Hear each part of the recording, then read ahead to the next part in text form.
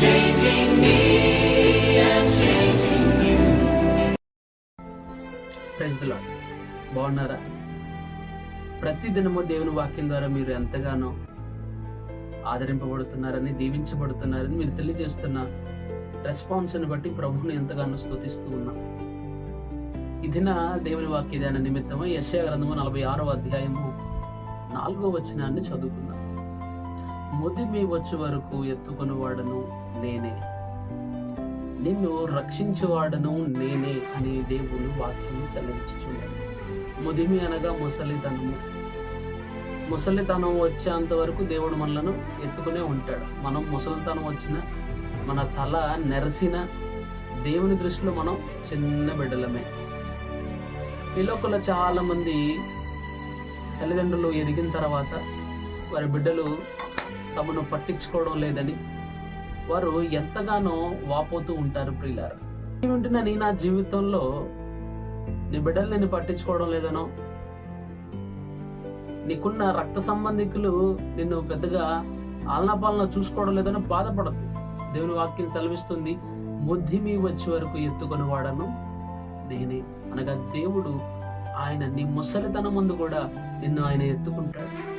నీ తల నెరసి నీలో జవసత్వం లేకపోయినా దేవుడు నిన్ను ఎంతగానో కాచి కాపాడుతాడు. ఎంత గొప్ప వాగ్దానం. వాక్యం ఉంటుంది, నా జీవితాల్లో బంధువులు, ఆత్మీయులు అయిన వారు వాళ్ళు వీళ్ళు పట్టించుకోవడం లేదండి, అన్నపాళ్ళ చూడడం లేదు, ఒక అన్నం పెట్టడం లేదు, మంచి వస్త్రాలు ఇవ్వడం లేదని బాధపడద్దు. దేవుడు గొప్పవాడు. నీకున్న స్థితిగతులు ఏమైనా సరే, no matter whatever you are facing, దేవుని వాక్యం చెప్తుంది, ముద్దిమి వచ్చే వరకు ఎత్తుకొని వాడను నేను. నీవున్న ఇంటిలో నీకు నరకంగా ఉందా? నీవున్న ఇంటిలో నీకు అంత కష్టమైనా, కన్నీళ్ళైనా, బాధలైనా, శ్రమలైనా, దేవుని వాక్యం చెప్తుంది, ఎవరు నిన్ను గుర్తించినా గుర్తించకపోయినా నీ కష్టాన్ని, నీ యొక్క బాధను పట్టించుకోకపోయినా ముద్దిమి వచ్చే వరకు ఎత్తుకుని వాడను నేనే, నేను రక్షించేవాడను నేనే. అవును ప్రియులారా, స్త్రీ తన బిడ్డను మరచును గాని నేను నిన్ను విడువను, ఎన్నడూ ఎడబాయనని దేవుని వాక్యం చెప్తుంది. తల్లి తన బిడ్డను మర్చిపోవడం అసాధ్యం లోకంలో. ఒక్కవేళ మరిచినా సరే దేవుడు మనలను ఎప్పటికీ మరువడు, ఆయన ఎన్నడూ మనలను విడిచిపెట్టడు. వాక్యం ఉంటే నీ జీవితంలో ఎవరో నన్ను వదిలేశారండి, నన్ను ఏమాత్రం పట్టించుకోవట్లేదని నిరాశ చెందకు, కృంగిపోమాక, చేతగాని వాడు అయిపోతావు.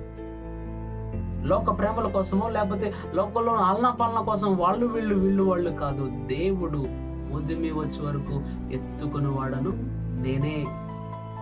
దేవుడు నీ పక్షాన ఉండదు, ఇంకెవరు కావాలి నీకు? దేవుడే నీకు తోడుకుండా ఇంక లోకంలో ఎవరు కావాలి? వాక్యం ఉంటుందండి నా జీవితంలో. ఈ వాగ్దానాన్ని విశ్వసించు, పొందుకో. ముద్దిమి వచ్చే వరకు నిన్ను పోషించేవాడు దేవుడు. నమ్ము, ప్రార్థించు.